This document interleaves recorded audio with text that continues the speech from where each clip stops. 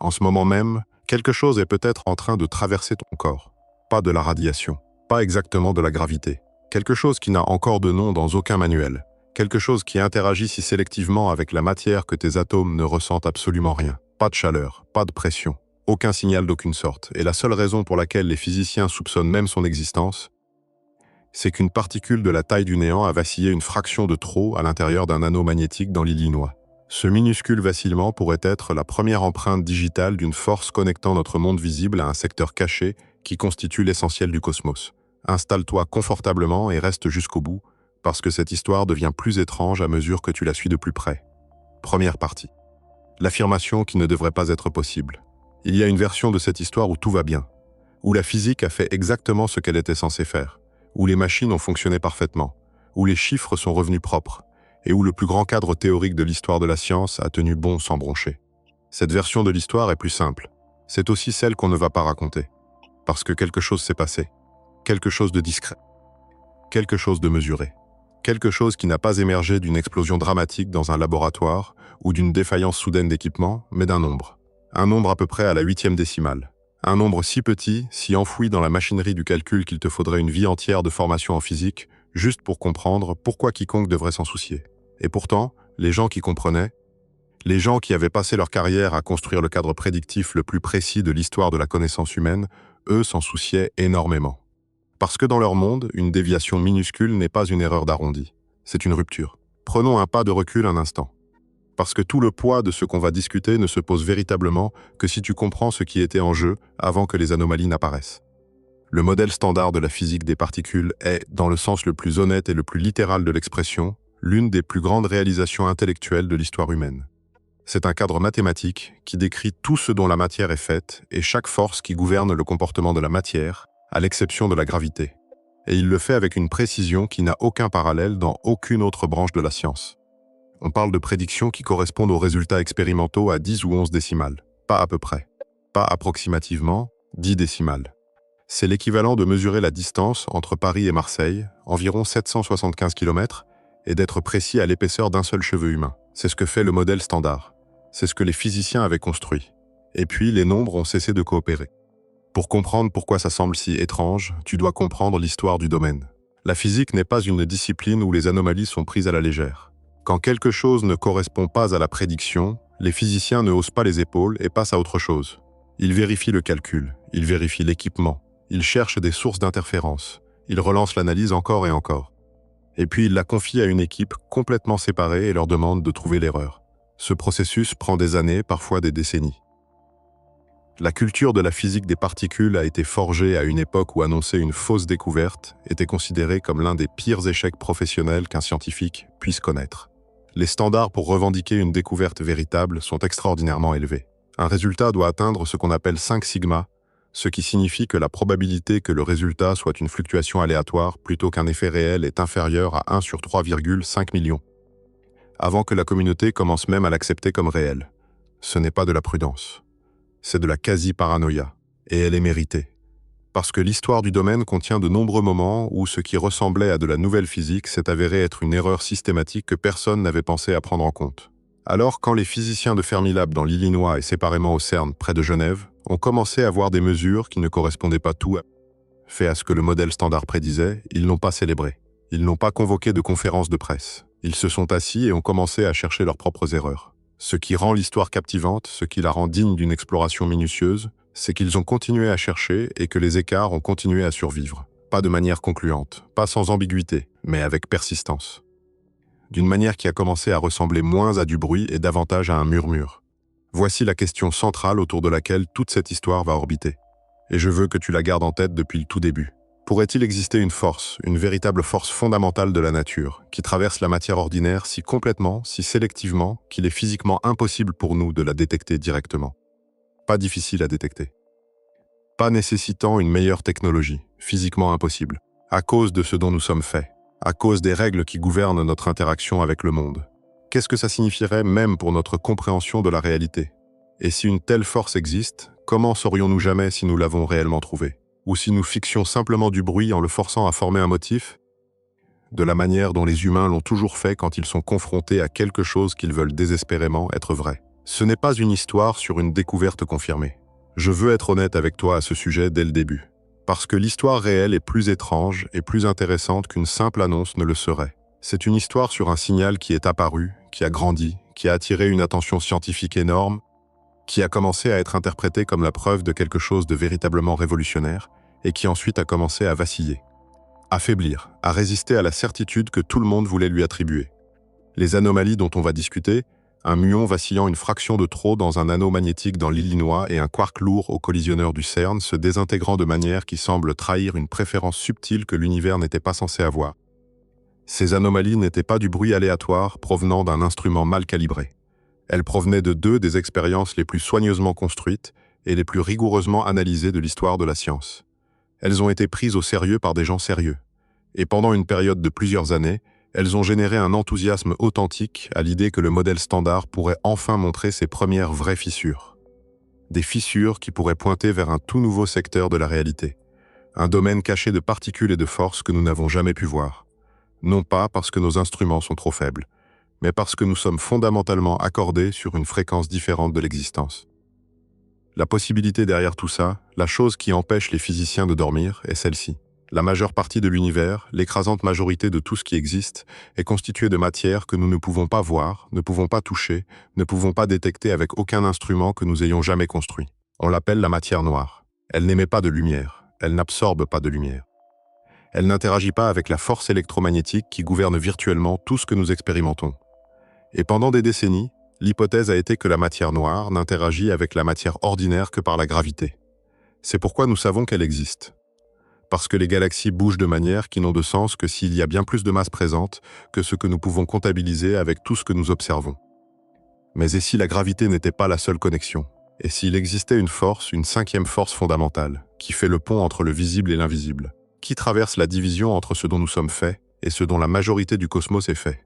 Et si la première trace ténue de cette force était précisément ce qui est apparu dans ces expériences, dans ces anomalies, dans ce murmure à la 8e décimale? Les physiciens qui étudient ça disent les choses prudemment. Ils utilisent des expressions comme indices intrigants et preuves potentielles et nécessitent une investigation plus approfondie. Ils sont entraînés à résister à l'attrait de la certitude prématurée. Mais sous le langage prudent, il y a quelque chose de réel. Un sentiment que pendant quelques années, l'univers a brièvement semblé nous dire quelque chose. Et puis s'est tu à nouveau. Et la question de savoir s'il parlait ou si nous l'avons imaginé est toujours ouverte. C'est l'histoire. Plus tu suis les données de près, plus ça devient étrange. Parce que plus tu regardes, plus tu vois que la frontière entre découverte et illusion n'est pas toujours là où tu t'attends à la trouver. Et la possibilité la plus troublante, celle autour de laquelle toute cette enquête ne cesse de revenir, est que la réalité pourrait être structurée de telle manière que certaines vérités sont simplement inaccessibles à des créatures construites de la façon dont nous sommes construits. Pas inconnaissable en principe, inconnaissable pour nous spécifiquement, à cause de la physique de ce que nous sommes. Et si nous avions déjà vu le signal, et s'il était réel et que nous l'avions presque su? Et puis les données ont bougé et la certitude s'est dissoute et nous nous sommes retrouvés exactement là où nous avions commencé. Un sentiment, un motif, un nombre à la 8e décimale qui refusait d'être rien mais refusait aussi d'être une preuve. Cette question n'a pas encore de réponse nette, mais le voyage vers elle change la façon dont tu vois tout. Alors commençons. Deuxième partie. Le muon qui refusait de se comporter. Le muon est à bien des égards une particule profondément incommode. Ce n'est pas quelque chose que tu rencontres dans la vie quotidienne. Il ne compose pas les atomes de ton corps, ni les molécules dans l'air, ni la lumière qui frappe tes yeux. Il est, au sens le plus pratique, inutile. Il vit environ 2,2 microsecondes. C'est 2,2 millionièmes de seconde. Avant de se désintégrer en d'autres particules et de disparaître aussi complètement que s'il n'avait jamais existé. Il est 207 fois plus lourd que l'électron, son plus proche cousin dans la famille de particules qu'on appelle les leptons.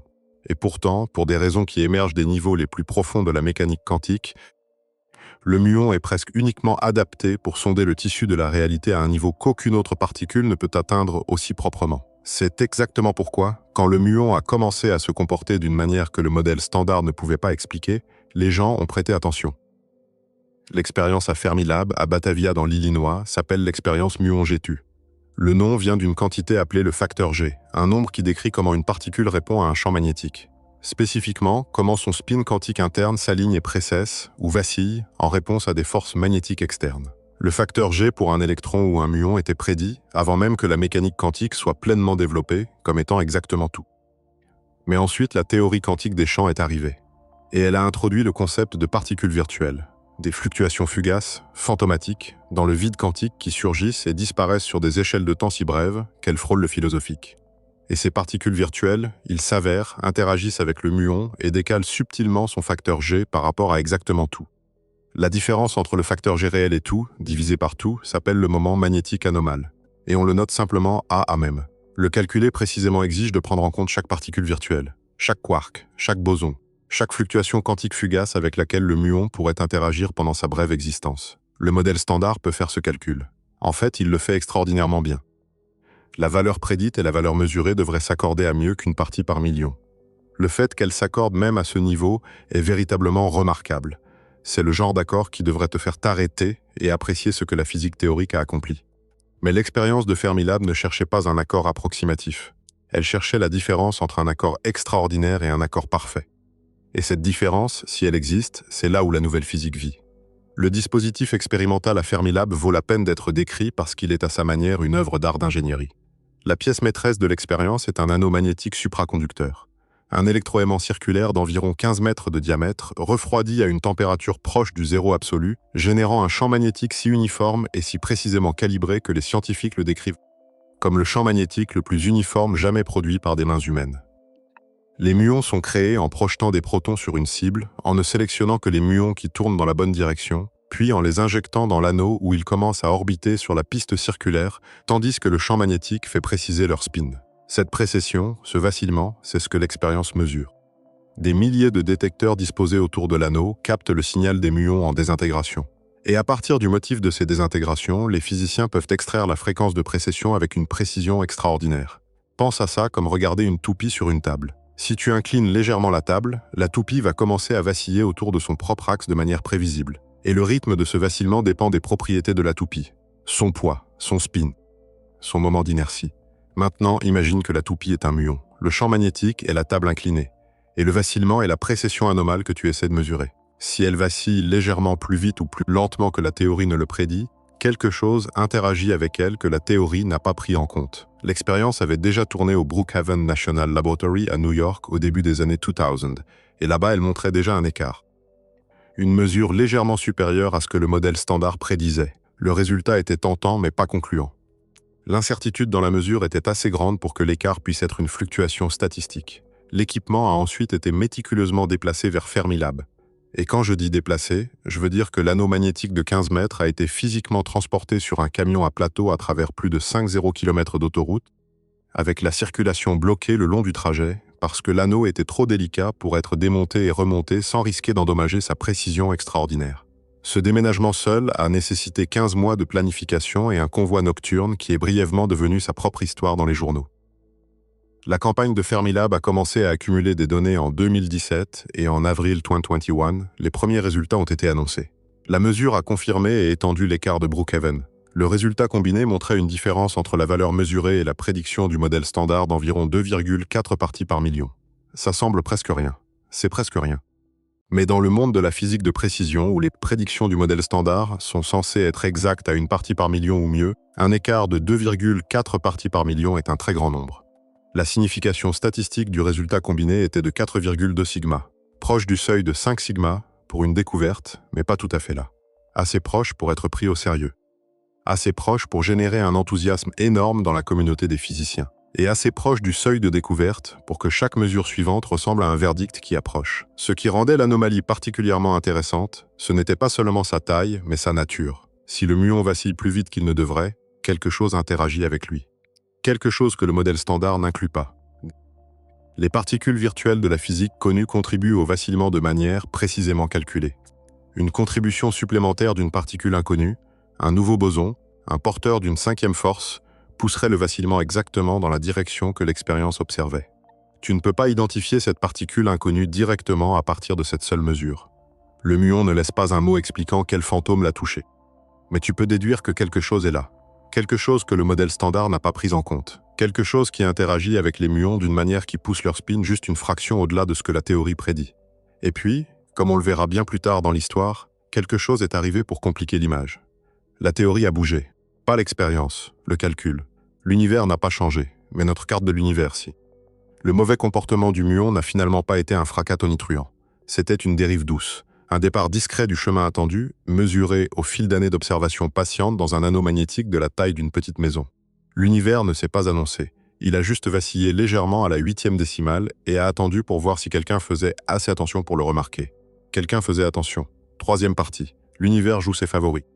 Pendant que le muon se comportait mal dans un anneau magnétique dans l'Illinois, quelque chose d'aussi troublant se passait à 600-500 km de là, sous les montagnes près de Genève en Suisse. Et la raison pour laquelle c'est important, la raison pour laquelle ça doit suivre directement l'histoire du muon plutôt que rester isolé, c'est que 2 anomalies complètement indépendantes émergeant de 2 expériences complètement différentes étudiants, 2 types de particules complètement différents, pointant toutes les 2 dans la même direction, ce n'est pas quelque chose qu'on peut facilement rejeter comme une coïncidence. L'expérience LHCb, pour Large Hadron Collider Beauty, a été conçue dans un but spécifique et assez spécialisé. Tandis que d'autres détecteurs au CERN sont construits pour trouver de nouvelles particules en fracassant des protons ensemble aux plus hautes énergies possibles et en regardant ce qui s'envole, LHCb est construit pour étudier le comportement de particules appelées mésons B. Des particules qui contiennent ce que les physiciens appellent un quark botté ou parfois un quark bottom. Ce sont des particules lourdes et instables qui vivent environ 1 trillionième et demi de seconde avant de se désintégrer en particules plus légères. La raison de les étudier est que la façon dont elles se désintègrent peut être extraordinairement sensible à de la physique au-delà du modèle standard. De minuscules influences à peine détectables de particules ou de forces inconnues peuvent décaler les taux de désintégration de manière mesurable. C'est essentiellement une stratégie différente pour trouver de la nouvelle physique. Au lieu de chercher de nouvelles particules directement, tu regardes des particules connues se désintégrer et tu cherches tout signe que quelque chose d'inconnu influence le processus. Le modèle standard fait une prédiction spécifique et très nette sur la façon dont les mésons B se désintègrent. L'une des plus importantes implique quelque chose appelé l'universalité leptonique. Les leptons sont des particules comme les électrons et les muons, des particules légères qui ne ressentent pas la force nucléaire forte. Le modèle standard insiste, avec un haut degré de confiance, que les lois gouvernant l'interaction de la force nucléaire faible avec les leptons devraient être complètement identiques pour les électrons et les muons, une fois prise en compte la différence de masse. C'est ce qu'on appelle l'universalité leptonique. Et ce n'est pas juste une hypothèse, c'est une conséquence de symétrie mathématique profonde dans la théorie. Si tu produis un méson B et le laisses se désintégrer, la probabilité qu'il produise un électron versus la probabilité qu'il produise un muon devrait être, après correction de masse, exactement égale. L'univers dans le modèle standard ne joue pas de favori entre ces 2 particules. LHCb a regardé les mésons B se désintégrer, et les désintégrations n'étaient pas égales. Le ratio de désintégration produisant des muons par rapport aux désintégrations produisant des électrons est systématiquement inférieur à ce que le modèle standard prédisait. Pas dramatiquement inférieur. Pas d'une manière qu'un observateur casual remarquerait, mais avec une signification statistique qui grandissait à mesure que davantage de données étaient collectées, et qui atteignait des niveaux qui faisaient que les physiciens prenaient le résultat très au sérieux. Dans certains canaux, l'écart était d'environ 15%. Ça semble petit. Mais dans une théorie qui prédit une égalité exacte et qui a été confirmée dans d'innombrables autres mesures, 15% c'est un gouffre. Ça signifie que les mésons B étaient, par un mécanisme inconnu, moins susceptibles de se désintégrer en muons qu'ils n'étaient supposés l'être, ou de manière équivalente, plus susceptibles de se désintégrer en électrons que prévu. Dans les 2 cas, quelque chose inclinait les probabilités. Pense à ça de cette façon. Imagine que tu as une pièce parfaitement équilibrée. Tu la lances un 0 fois et tu obtiens 425 fois face. C'est inhabituel. Mais ça pourrait être de la malchance. Maintenant, lance-la 10 0 fois et tu obtiens 4 250 fois face. Maintenant, lance-la 100 0 fois et le ratio reste stable à 42% au lieu de 50%. À un moment donné, tu arrêtes de dire malchance et tu commences à dire la pièce est biaisée. C'est à peu près ce qui se passait avec les désintégrations des mésons B. L'univers se comportait comme s'il avait une préférence, comme s'il trouvait les muons légèrement moins intéressants que les électrons, comme si quelque chose décourageait discrètement la voie de désintégration qui produisait le lepton le plus lourd. Qu'est-ce qui pourrait causer ça? Le modèle standard n'a aucun mécanisme pour ça. L'universalité leptonique n'est pas une suggestion dans le modèle standard. C'est une symétrie fondamentale. Si elle est violée, quelque chose interagit avec ces particules qui n'est pas dans la théorie. Et les candidats que les théoriciens ont commencé à proposer étaient précisément le même genre d'objet qui pourrait aussi expliquer le moment magnétique anormal du muon. De nouvelles particules lourdes, de possibles porteurs d'une 5e force qui interagissent préférentiellement avec les muons plutôt qu'avec les électrons.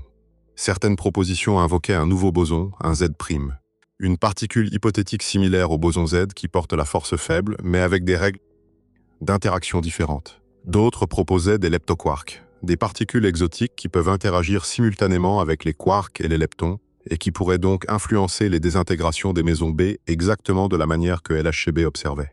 Le point crucial, et c'est là que l'histoire devient véritablement étrange, c'est que ces deux anomalies étaient complètement indépendantes. L'expérience muon G2 à Fermilab mesurait une quantité complètement différente en utilisant une technique complètement différente dans une installation complètement différente. Et le résultat n'était en aucune façon connecté à la mesure de LHCb. Sauf sur un détail. Les deux anomalies impliquaient le muon spécifiquement. Le muon était le fil commun. Et en physique, quand deux mesures indépendantes qui n'ont rien à voir l'une avec l'autre pointent toutes les deux vers la même particule, c'est là que la communauté commence à prendre le motif au sérieux. L'idée qui commençait à se former dans l'esprit des théoriciens était celle-ci. Et si une force interagissait sélectivement avec les muons, pas une force qui affecte toute la matière également, comme la gravité, ou toutes les particules chargées également, comme l'électromagnétisme, mais une force qui est particulièrement, spécifiquement attentive à un type de particule en particulier. Une force qui pousse le spin du muon dans un champ magnétique et qui simultanément décourage certains processus de désintégration impliquant des muons. Une force qui, pour des raisons enracinées dans sa propre structure profonde, ne se soucie tout simplement pas des électrons, des quarks, des protons ou de quoi que ce soit d'autre dont la matière ordinaire est faite. L'univers, pendant quelques années, a semblé jouer ses favoris. Et puis, mais on y viendra. Le motif doit être construit avant de pouvoir commencer à se dissoudre. Quatrième partie. Nommer l'invisible. À un certain point en science, tu atteins un seuil où les preuves ne sont pas suffisantes pour confirmer une théorie, mais sont suffisantes pour justifier de la nommer. Ce seuil avait été franchi. Les physiciens ont commencé à écrire des articles. Des centaines d'articles, tentant d'identifier quel type de nouvelle physique pourrait simultanément expliquer le moment magnétique anormal du muon et la violation de l'universalité leptonique dans les désintégrations des mésons B. Et le candidat le plus couramment invoqué avait un nom. Une cinquième force fondamentale. Pour comprendre ce que ça signifie, tu dois brièvement comprendre comment les forces fonctionnent dans l'image quantique de la réalité. Nous expérimentons les forces comme des poussées et des tractions. La gravité te tirant vers la Terre, le magnétisme attirant ou repoussant une aiguille de boussole. Les forces nucléaires maintenant, les atomes ensemble. Mais dans le langage de la théorie quantique des champs, les forces ne sont pas transmises par contact direct, ni par action à distance. Elles sont transmises par des particules. Spécifiquement par des particules appelées bosons, qui sont les porteurs de force. La force électromagnétique est portée par les photons. Oui, les mêmes particules qui composent la lumière. La force nucléaire faible est portée par les bosons W et Z. La force nucléaire forte, qui lie les quarks ensemble à l'intérieur des protons et des neutrons, est portée par des particules appelées gluons. Chaque force a son porteur, et s'il y a une cinquième force, elle doit avoir un porteur aussi. Le candidat le plus largement discuté pour le porteur d'une cinquième force spécifique au muon est quelque chose que les théoriciens appellent le boson Z'.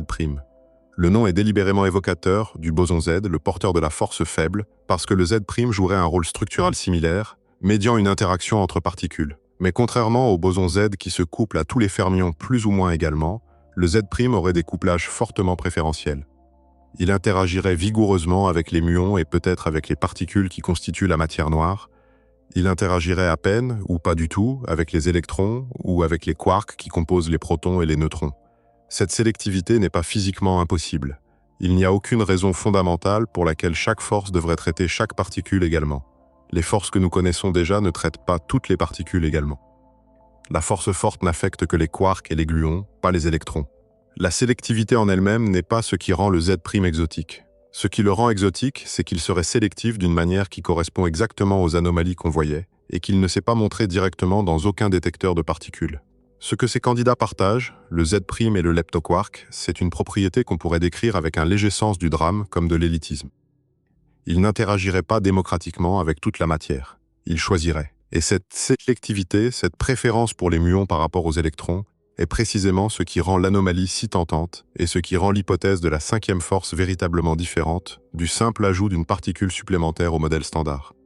Elle suggère une force structurée autour d'un ensemble de règles différents. Une couche d'interaction différente à laquelle la matière ordinaire est presque entièrement immune. Pense à ce que ça signifie un instant. Les forces avec lesquelles tu interagis chaque jour. Les forces électromagnétiques qui maintiennent tes cellules ensemble, gardent les électrons liés au noyau, permettent les réactions chimiques, permettent à la lumière de transporter l'information du monde jusqu'à tes yeux.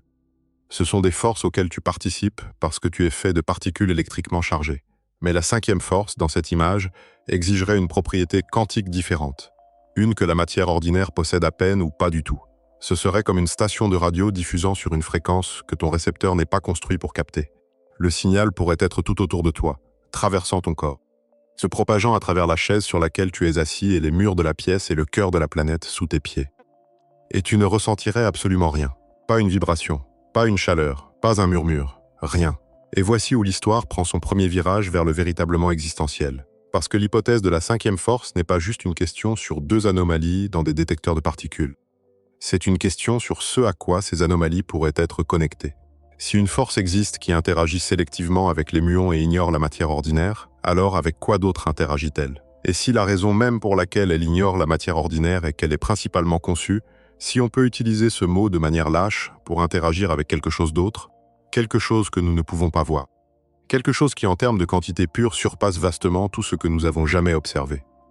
La réponse vers laquelle les théoriciens n'arrêtaient pas de tendre, la réponse qui donnait à l'hypothèse de la cinquième force ses implications les plus alarmantes, était la matière noire. Cinquième partie. La majorité sombre. Il y a un nombre en cosmologie qui devrait te déranger plus qu'il ne le fait. La matière ordinaire. Les protons, neutrons, électrons et photons qui composent tout ce que tu as jamais vu, touché, mesuré ou pour lequel tu as construit des instruments de détection, représentent environ 5% du contenu énergétique total de l'univers. 5%. Tout. Chaque étoile, chaque planète, chaque atome, chaque galaxie, chaque humain. Tout ce qui a jamais interagi avec un instrument que nous ayons jamais construit. 5%. Les 95% restants de l'univers sont composés de choses que nous ne pouvons pas détecter directement. Environ 27% est de la matière noire. De la matière qui a de la masse et donc de la gravité, mais qui n'interagit pas avec la force électromagnétique et qui ne peut donc pas émettre, absorber ou réfléchir de la lumière. Les 68% restants sont de l'énergie noire, un phénomène encore plus mal compris qui entraîne l'expansion accélérée de l'espace lui-même. On va se concentrer sur la matière noire, parce que c'est la partie de la majorité manquante qui se connecte le plus directement aux anomalies de la cinquième force. Nous savons que la matière noire existe pour plusieurs raisons, mais la plus intuitive est aussi la plus ancienne. La rotation des galaxies. Quand les astronomes mesurent à quelle vitesse les étoiles au bord extérieur d'une galaxie spirale orbitent autour du centre de la galaxie, ils trouvent des vitesses bien trop élevées. Dans une distribution normale de masse concentrée au centre, comme on l'observe avec les étoiles et le gaz visible, la région extérieure devrait orbiter plus lentement. De la même manière que les planètes extérieures de notre système solaire orbitent le Soleil plus lentement que les intérieures. C'est de la simple gravité newtonienne. Mais les bords extérieurs des galaxies ne ralentissent pas. Ils orbitent à presque la même vitesse que les régions intérieures. La seule explication qui fonctionne est qu'il y a un immense halo invisible de matière entourant et s'étendant au-delà de la galaxie visible. De la matière qui contribue une attraction gravitationnelle sans contribuer de lumière détectable. Et la quantité de cette masse manquante n'est pas petite. C'est en moyenne environ 5 à 6 fois la masse de toute la matière visible de la galaxie combinée. Nous avons établi que la matière noire est réelle. Qu'il y en a vastement plus que de matière visible, et qu'elle a de la masse. Ce que nous ne savons pas, c'est de quoi elle est faite. Et crucialement, ce que nous ne savons pas, c'est si elle interagit avec la matière ordinaire par autre chose que la gravité. Pendant des décennies, l'hypothèse par défaut était que non, que la matière noire est inerte, gravitationnellement active mais par ailleurs complètement isolée des forces qui gouvernent notre monde. De nombreuses expériences ont été construites en profondeur sous terre pour essayer de détecter directement des particules de matière noire, des cuves de xénon, des réseaux de cristaux de germanium, des sphères d'argon liquide, et aucune d'entre elles n'a trouvé quoi que ce soit de concluant. Maintenant, on arrive à la connexion qui fait de l'hypothèse de la cinquième force quelque chose de plus qu'une simple curiosité sur quelques mesures de physique des particules. Si une cinquième force existe, une qui se couple aux muons, une qui ignore les électrons et les quarks ordinaires, une qui est portée par un nouveau boson que nous n'avons pas encore directement détecté, alors la question se pose naturellement. Avec quoi d'autre cette force se couple-t-elle? Et la réponse théoriquement propre, la réponse qui apparaît dans beaucoup de modèles proposés pour expliquer les anomalies, est la matière noire. Le boson Z' ou le leptoquark, ou quel que soit le porteur qui médit cette hypothétique cinquième force, pourrait en principe interagir simultanément avec le secteur muonique de la matière visible et avec le secteur caché de la matière noire. Ce serait un pont, pas un pont gravitationnel. La gravité connecte déjà tout, mais un véritable pont de force. Un canal d'interaction non gravitationnel entre les 5% visibles et les 27% invisibles. C'est pourquoi les anomalies, si elles sont réelles, comptent bien au-delà du monde immédiat de la physique des particules. Parce que si la cinquième force est le pont vers la matière noire, alors les faibles déviations statistiques dans un anneau magnétique dans l'Illinois et un détecteur au CERN pourraient être la première fois dans l'histoire humaine où nous avons détecté quelque chose du secteur sombre à travers un mécanisme autre que la gravité. La première fois que la majorité sombre a tendu la main à travers la division et tapé la matière ordinaire sur l'épaule, et que nous avons presque remarqué, sixième partie, voir l'invisible. Si une cinquième force existe qui médit des interactions entre le secteur muonique de la matière visible et la matière noire, il est naturel de se demander si la matière noire elle-même pourrait former des structures complexes analogues à ce que la matière visible forme. L'image standard de la matière noire la traite comme une collection de particules essentiellement sans caractéristiques, des masses ponctuelles qui s'agglutinent sous la gravité et rien d'autre. Mais si la matière noire a sa propre force, sa propre version de l'électromagnétisme médiée par quelque chose que les théoriciens appellent un photon noir, alors la matière noire pourrait en principe interagir avec elle-même. Elle pourrait former des atomes noirs, des molécules noires. Elle pourrait émettre et absorber de la lumière noire. Un rayonnement qui nous est complètement invisible parce qu'il n'interagit qu'avec la charge noire, pas avec la charge électrique ordinaire. Elle pourrait, dans une possibilité véritablement vertigineuse, former des étoiles noires. Il n'y a aucune preuve observationnelle de tout ça. Aucune de ces structures n'a été détectée. Parce que par définition, si elles n'émettent que de la lumière noire, aucun instrument construit à partir de matière ordinaire ne les enregistrera. Mais que ces idées soient justes ou fausses se reconnectent directement à notre question centrale. Parce que la réponse dépend de si les anomalies de Fermilab et du CERN sont réelles. Si elles sont réelles, si la cinquième force existe et se couple à la fois aux muons et à la matière noire, alors le secteur sombre n'est pas juste un nuage de poussière gravitationnellement active. C'est un monde, invisible, inaccessible, mais réel, rempli de sa propre physique, de sa propre chimie, de ses propres structures, nous traversant constamment, chevauchant notre espace, partageant notre gravité, et entièrement hors de notre portée. Si les anomalies sont du bruit, si les mesures s'avèrent être des fluctuations statistiques, alors cette image entière s'effondre à nouveau dans la spéculation, sans encre dans l'observation. C'est le point de bascule. Tout dans cette section repose sur un signal qui n'a pas encore été confirmé. Et c'est exactement pourquoi la prochaine partie de l'histoire, l'ingénierie, l'échelle, la machinerie que nous avons construite pour essayer de résoudre la question, compte autant. 7e partie. Pourquoi il a fallu casser la réalité pour regarder? Il y a un bâtiment de 27 km de circonférence enfoui sous la campagne française et suisse près de Genève. Pour mettre ça en termes que tu peux sentir, si tu montais dans une voiture et roulais à vitesse d'autoroute le long du tunnel qui abrite cette machine, il te faudrait environ 16 minutes juste pour faire un tour. Le tunnel lui-même se trouve entre 50 et 175 mètres sous terre, creusé à travers la roche et l'argile, un ancien fond marin qui se trouvait au fond d'un océan peu profond il y a des dizaines de millions d'années. 10 milliards d'euros et une décennie de construction. Des milliers d'ingénieurs, de physiciens et de techniciens de plus de 100 pays contribuant à une seule machine. Le CERN, cette institution fondée en 1954 avec la France comme l'un de ses membres fondateurs. Le plus grand laboratoire de physique des particules au monde, niché à la frontière franco-suisse, à cheval sur les deux pays. Le grand collisionneur de hadrons, le LHC, est refroidi à une température de 1,9 Kelvin. C'est 1,9 degré au-dessus du zéro absolu, la température théorique à laquelle tout mouvement moléculaire s'arrête entièrement. Pour te donner un repère, la température moyenne de l'espace vide loin de toute étoile, légèrement réchauffé par le rayonnement résiduel du Big Bang, est d'environ 2,7 Kelvin. Le LHC est plus froid que la température de fond de l'univers. Il est plus froid que la surface de Pluton. Atteindre et maintenir cette température nécessite environ 10 zérotonnes d'azote liquide pour le pré-refroidissement et plus de 120 tonnes d'hélium superfluide liquide distribuées à travers un système de plomberie qui s'étend sur toute la circonférence de l'anneau. À l'intérieur de cet anneau glacé, les protons sont accélérés à travers une séquence de machines plus petites, avant d'être injectés dans le collisionneur principal où ils voyagent en deux faisceaux, se déplaçant dans des directions opposées, atteignant des vitesses de 99,999999% de la vitesse de la lumière. À cette vitesse, les effets relativistes deviennent significatifs. Les protons expérimentent le temps différemment des ingénieurs qui les surveillent en surface. Quand les deux faisceaux sont amenés ensemble au point de collision, l'énergie libérée est, par les standards quotidiens humains, presque rien. Chaque collision libère à peu près la même énergie cinétique qu'un moustique en vol. Mais cette énergie est concentrée dans un espace plus petit qu'un noyau atomique. Un volume si minuscule que la comparaison au moustique devient presque absurde. Tu prends l'énergie d'un insecte en vol et tu la comprimes dans un espace d'environ 10 puissance 15 mètres de diamètre. À cette concentration, la densité d'énergie atteint des conditions qui n'ont pas existé librement dans l'univers depuis environ 1 trillionième de seconde après le Big Bang. Des particules qui étaient absentes du monde naturel depuis 13,8 milliards d'années scintillent brièvement à l'existence dans les débris de cette collision. Vivent une fraction de seconde et se désintègrent en d'autres particules que les détecteurs environnants enregistrent. C'est la stratégie. Recréer l'univers primitif localement, brièvement, et regarder ce qui en sort. Le détecteur LHCb, le plus pertinent pour les anomalies des mesons B et les mesures d'universalité leptonique dont on a parlé, est un instrument spécialisé positionné à l'un des points de collision. Pour le Run 3 qui a commencé en 2022, LHCb a été essentiellement reconstruit de zéro. Le système de déclenchement entier a été remplacé par une architecture entièrement logicielle. Le nouveau système traite environ 1 téraoctet de données par seconde.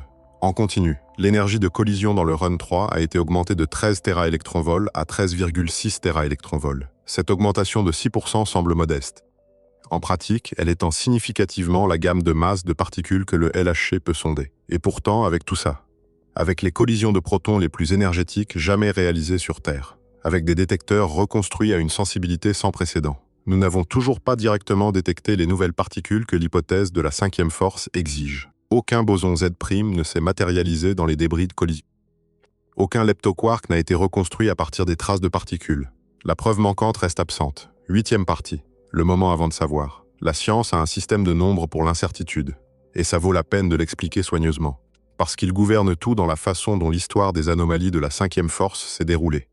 Quand les physiciens rapportent un résultat, ils lui attachent un nombre appelé le niveau sigma. Un sigma signifie qu'il y a environ 32% de chances que le résultat soit un accident. 2 sigma, environ 5%. 3 sigma, que le domaine appelle formellement une preuve avec une prudence délibérée intégrée dans le vocabulaire lui-même, signifie environ 0,3% de chance.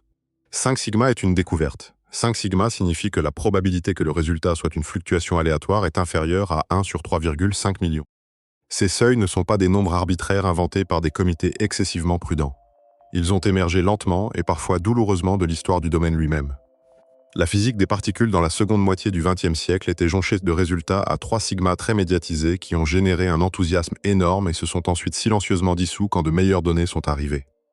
La règle des 5 sigma est du tissu cicatriciel. C'est la mémoire institutionnelle du domaine sur la facilité avec laquelle des êtres humains motivés veulent trouver de la nouvelle physique et comment ce désir peut distordre ce qu'ils voient dans un jeu de données. À leur pic, les anomalies dont on a parlé étaient à environ 4 sigma et 3,1 sigma respectivement. Ça les plaçait fermement dans la zone d'attention scientifique sérieuse. Pas rejetable, pas confirmable, mais exigeant une poursuite. L'une des pratiques les plus remarquables de la physique des particules modernes est ce qu'on appelle l'analyse en aveugle. Quand une expérience prépare un nouveau résultat, les données sont délibérément obscurcies. Les équipes qui les analysent ne peuvent pas voir la valeur numérique réelle de la quantité qu'elles mesurent jusqu'à ce que chaque élément de leur analyse ait été décidé et verrouillé. Elles choisissent à l'avance et par écrit exactement comment elles traiteront les données brutes. Quels événements seront inclus? Quels effets systématiques elles corrigeront? Quelle sera leur méthode statistique? Tout est décidé, documenté et gelé. Et alors seulement, après que tout le pipeline d'analyse a été scellé contre toute modification, l'aveugle est levé, le nombre apparaît. Et quel qu'il soit, c'est ce que l'analyse produit. Parce qu'il n'y a plus aucun moyen d'ajuster l'analyse pour pousser le nombre quelque part de plus commode. Ce n'est pas de la paranoïa, c'est de la protection contre quelque chose de bien plus subtil et bien plus universel. Le raisonnement motivé. Le cerveau humain est une machine de reconnaissance de motifs extraordinairement puissante. Et il opère avec de forts a priori. Le moment où l'aveugle est levé est, de l'avis de tous, extraordinaire. Tu as passé des années là-dessus. Tu as débogué du code à 2 heures du matin. Tu as argumenté avec des collègues pendant des mois. Et puis quelqu'un tape une commande et le nombre apparaît à l'écran. Et à cet instant, l'univers t'a donné sa réponse. Les anomalies dont on a parlé étaient réelles en ce sens qu'elles ont survécu à ce processus. C'étaient des résultats méthodologiquement solides, montrant que quelque chose dans les données ne correspondait pas à la prédiction. 9e partie. Les anomalies commencent à s'estomper. Laisse-moi te raconter un genre différent de retournement. Pas le genre où une découverte est confirmée et les manuels sont réécrits. Le genre où le sol bouge sous la mesure elle-même. Discrètement. Techniquement. Sans drame. Non pas parce que l'expérience a commis une erreur, mais parce que la théorie à laquelle elle était comparée s'est avérée être moins certaine que quiconque ne l'avait supposé.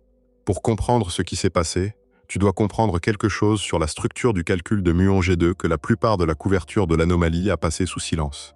La prédiction du modèle standard pour le moment magnétique anomale du muon n'est pas un seul nombre produit par une seule équation. C'est une somme de contributions de 3 secteurs séparés de la physique, chacun calculé par des méthodes différentes avec des niveaux de précision différents. Le premier secteur est l'électrodynamique quantique. Le deuxième est l'interaction faible. Ces 2 contributions sont connues si précisément qu'elles ne sont essentiellement pas la source d'une incertitude théorique significative. Le troisième secteur est là où le problème vit. L'interaction forte, la force qui lie les quarks ensemble à l'intérieur des protons et des neutrons, gouvernée par la chromodynamique quantique, contribue aussi au moment magnétique anomale du muon à travers un mécanisme appelé la polarisation du vide hadronique. Mais contrairement à l'électrodynamique quantique, la chromodynamique quantique, aux échelles d'énergie pertinentes pour le moment magnétique du muon, n'est pas traitable analytiquement. Les mathématiques deviennent ce que les physiciens appellent non perturbatives. Alors, pendant des décennies, la contribution hadronique a été gérée par un contournement. Au lieu de la calculer directement, les physiciens l'extraillaient de mesures expérimentales de collision électron-positron. Cette technique, affinée pendant de nombreuses années par de multiples groupes expérimentaux, a produit un nombre. Ce nombre est devenu la prédiction du modèle standard. Et cette prédiction était ce à quoi la mesure de Fermilab était comparée quand l'anomalie est apparue. Le problème, et c'est la partie qui a commencé à défaire le récit, c'est que cette technique est elle-même une mesure, pas un pur calcul théorique. Elle a ses propres incertitudes, ses propres effets systématiques. Et à partir d'environ 2021, s'intensifiant considérablement en 2023 et 2024, une approche complètement indépendante pour calculer la contribution hadronique a commencé à produire des réponses différentes. La technique s'appelle la chromodynamique quantique sur réseau, le QCD sur réseau. Plutôt que d'extraire la contribution hadronique de données expérimentales, le QCD sur réseau la calcule directement à partir de la théorie sous-jacente de la force forte, en discrétisant l'espace-temps en une grille et en résolvant numériquement les équations de la chromodynamique quantique sur cette grille en utilisant d'énormes ressources informatiques. C'est en principe une approche plus directe, un calcul à partir des premiers principes. Et quand les résultats du QCD sur réseau ont suffisamment mûri pour être pris au sérieux, ils pointaient vers une valeur plus élevée pour la contribution hadronique que ce que l'extraction expérimentale avait donné. Une valeur qui, quand elle était injectée dans la prédiction totale du modèle standard, rapprochait le moment magnétique anormal prédit du muon de ce que Fermilab avait réellement mesuré. Laisse-moi le dire clairement parce que c'est le pivot central de toute l'histoire. Le muon n'a pas changé. La mesure de Fermilab n'a pas changé. Le muon vacille toujours exactement au rythme que l'expérience a enregistré. Ce qui a changé, c'est le nombre auquel il était comparé. La cible théorique a bougé. Si l'approche du QCD sur réseau est correcte, le modèle standard prédisait depuis toujours une valeur plus proche de la mesurée. Et l'écart apparent, l'anomalie à 4 sigma qui a généré des années d'articles théoriques enthousiastes sur les bosons Z' et les leptoquarks et les secteurs sombres, n'était pas une fenêtre vers de la nouvelle physique. C'était au moins partiellement une conséquence de l'utilisation d'une méthode imparfaite pour calculer une quantité théoriquement exigeante. À certains moments du débat en cours entre les deux camps théoriques, l'écart entre la mesure et la prédiction semblait se réduire de 4 sigma à environ 1 sigma ou même moins. Un sigma en physique des particules n'est pas un signal, c'est du bruit de fond avec un nom. Ce n'est pas un scandale. Personne n'a fabriqué de données. Personne n'a commis d'erreur de calcul qu'un relecteur attentif aurait dû repérer. La technique d'extraction expérimentale était la meilleure méthode disponible pendant des décennies.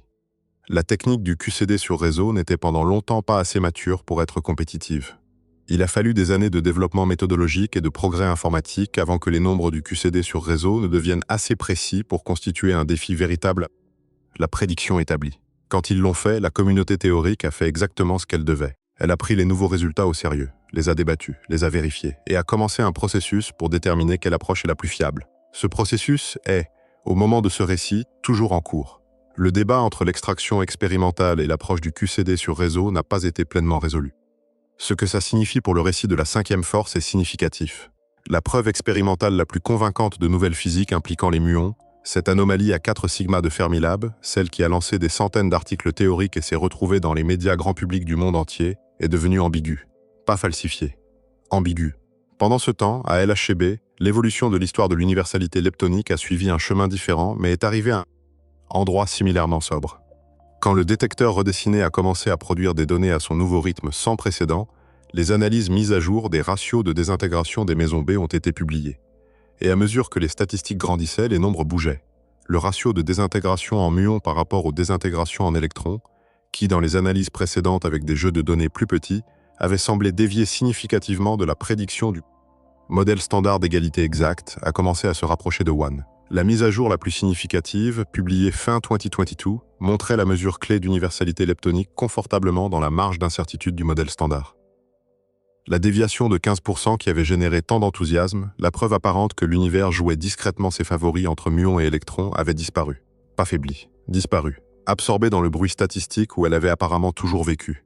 Un commentateur, écrivant sur le résultat de LHCb, a utilisé une expression qui est restée. Le monstre s'est dissous sous la lumière, pas dramatiquement. Pas avec un rugissement. Il est simplement devenu moins défini à mesure que l'éclairage s'améliorait. Jusqu'à ce qu'à un certain point, tu ne puisses plus pointer là où il avait été et dire avec confiance qu'il n'y avait jamais vraiment eu quelque chose là. Ce qui rend cette issue véritablement intéressante plutôt que simplement décevante, c'est ce qu'elle révèle sur le processus plutôt que sur la conclusion. Le modèle standard a survécu. Encore. Il a absorbé chaque défi sérieux lancé contre lui depuis plus de 50 ans. Et il en est émergé à chaque fois non pas en étant défendu, mais en étant testé plus soigneusement, et trouvé toujours correct.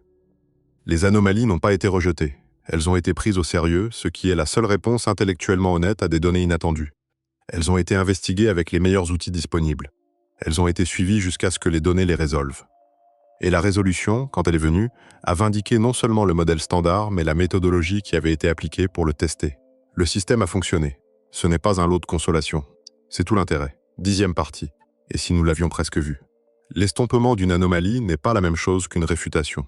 Cette distinction semble le genre de chose qu'un scientifique dit pour adoucir une déception. Mais ce n'est pas du réconfort rhétorique. C'est un point épistémologique précis et important. Quand un signal faiblit à mesure que les données s'améliorent, la situation est véritablement ambiguë d'une manière qui résiste au récit propre du triomphe ou de l'échec. Il y a 3 interprétations disponibles, et la position honnête est de les tenir toutes les 3 simultanément. La première interprétation est la plus confortable pour les défenseurs du modèle standard. Les anomalies étaient des fluctuations statistiques. Les jeux de données précoces avec des statistiques limitées produisent occasionnellement des déviations apparentes purement par hasard. C'est inscrit dans les mathématiques fondamentales de l'échantillonnage aléatoire. La deuxième interprétation est plus intéressante et considérablement plus difficile à rejeter. L'effet pourrait être réel, mais plus petit que les données initiales ne le faisaient paraître. La vraie déviation du modèle standard pourrait véritablement exister, intégrée dans la physique, mais à un niveau que l'incertitude statistique du jeu de données initial a gonflé en quelque chose qui semblait bien plus grand qu'il ne l'est réellement. Les résultats mis à jour de LHCb n'ont pas mesuré l'universalité leptonique comme étant exactement 1. Ils l'ont mesurée comme étant cohérente avec 1 dans les incertitudes actuelles. Il y a encore de la place dans les barres d'erreur pour une déviation petite mais réelle. Un petit signal, s'il est réel, est quand même un signal. La troisième interprétation est celle qui change la forme de toute l'histoire. Les anomalies pointaient peut-être vers quelque chose de réel, mais quelque chose de différent de ce que les versions les plus simples de la théorie de la 5e force prédisaient. Considère comment l'histoire de la physique se déploie réellement. La bonne théorie n'est presque jamais la première théorie proposée pour expliquer une anomalie. Quand les orbites d'Uranus ne correspondaient pas aux prédictions de la gravité newtonienne, les premières propositions impliquaient toutes sortes de mécanismes qui se sont avérés faux. L'explication correcte, une 8e planète, Neptune, n'a été trouvée qu'après que les explications incorrectes avaient été systématiquement éliminées. L'expérience de Michelson-Morley de 1887 est peut-être l'analogie la plus éclairante. Albert Michelson et Edward Morley ont entrepris de mesurer la vitesse de la lumière à travers l'éther luminifère, ce milieu invisible que les physiciens de l'époque croyaient devoir imprégner tout l'espace. L'expérience était extraordinairement précise pour son temps, et elle n'a rien trouvé. La vitesse de la lumière était la même dans toutes les directions. L'éther ne semblait pas exister. Le résultat a confondu et troublé la communauté des physiciens pendant des années. Mais ce résultat nul, cette mesure précise et soigneuse de quelque chose qui n'était pas là, a été la fondation expérimentale sur laquelle Einstein a construit la théorie de la relativité restreinte 18 ans plus tard. L'absence de l'éther, mesurée précisément, était l'indice que l'espace et le temps n'étaient pas ce que quiconque avait cru. Le résultat négatif était, avec le recul, le résultat le plus important de la physique de cette ère. Pas un lot de consolation. La découverte réelle. Nous vivons peut-être quelque chose d'analogue. 11e partie, la minorité. On arrive enfin à l'endroit vers lequel toute cette histoire convergeait. Pas une conclusion, parce qu'il n'y a pas de conclusion. Un point d'atterrissage, un endroit où les fils se rejoignent non pas en une réponse, mais en une vue plus claire de la question. Tu es en ce moment fait d'environ 10 puissance 28 atomes. Ce nombre est si grand qu'il ne s'enregistre à peine comme un nombre. C'est plutôt une déclaration sur la relation entre l'échelle de l'expérience humaine et l'échelle du monde physique. Chacun de ces atomes consiste en un noyau entouré d'un nuage d'électrons, et le noyau est fait de protons et de neutrons. Et les protons et neutrons sont faits de quarks liés ensemble par la force nucléaire forte. Chacun de ces quarks, chacun de ces électrons interagit avec les 4 forces fondamentales. 4 forces, tout ce que tu as jamais expérimenté, tout ce que tu as jamais touché ou vu ou mesuré, chaque instrument jamais construit par des mains humaines. Tout ça fonctionne sur ces 4 forces et leurs interactions avec les particules du modèle standard. Et le modèle standard compte pour environ 5% de l'univers. Cette phrase mérite qu'on reste assis avec elle plus longtemps qu'il n'en faut pour la lire. Non pas parce que c'est une information nouvelle, mais à cause de ce que ça signifie depuis l'intérieur de la situation. Tu n'es pas juste une petite chose dans un grand univers, de la manière dont une personne est petite comparée à une planète. Tu es une chose de 5% dans un univers à 95%. Les forces qui t'ont construit, les forces qui soutiennent chaque processus dans ton corps en ce moment, les forces qui te connectent à chaque autre chose avec laquelle tu as jamais interagi. Ce sont la physique minoritaire. Elles sont l'exception, elles sont le cas marginal. La vaste majorité de ce qui existe opère apparemment selon des règles différentes, à travers des mécanismes différents, produisant des structures différentes, d'une manière que tes atomes ne sont fondamentalement pas équipés pour enregistrer. Tu n'es pas juste ignorant des autres 95% de la manière dont tu pourrais être ignorant d'événements qui se passent de l'autre côté de la planète. Tu en es structurellement exclu, construit à partir du mauvais matériau pour participer à ce qui se passe là-bas. Les anomalies que cette histoire a suivies, le vacillement du muon, les préférences de désintégration du quark, les années de mesure et d'analyse et de débat théorique, tout ça était des tentatives lancées depuis l'intérieur des 5% pour atteindre les autres 95%. Pas avec nos mains, pas avec un instrument construit de matière ordinaire d'une manière ordinaire, mais par les moyens indirects les plus délicats possibles. Regardez comment un muon vacille dans un champ magnétique. Comptez combien de fois un quark se désintègre d'une façon plutôt qu'une autre. Cherchez l'empreinte de quelque chose d'invisible dans le comportement de quelque chose qu'on peut voir. Et pendant une brève période, enthousiasmante, véritablement incertaine, de plusieurs années, les données semblaient montrer quelque chose de réel. Comme si la frontière était assez mince dans ses mesures spécifiques pour que quelque chose de l'autre côté appuie contre elle assez fort pour laisser une marque. Et puis le calcul a bougé et les données se sont améliorées et le signal a adouci et l'univers, avec la patience infinie de quelque chose qui fonctionne depuis 13,8 milliards d'années et qui ne se soucie pas particulièrement de savoir si nous le comprenons ou non, a décliné de confirmer ce que nous pensions avoir vu. La prédiction théorique s'est rapprochée de la mesure, réduisant l'écart. Le jeu de données plus grand de LHCb s'est rapproché de la prédiction du modèle standard, dissolvant l'asymétrie apparente. Le moment de presque savoir a reculé.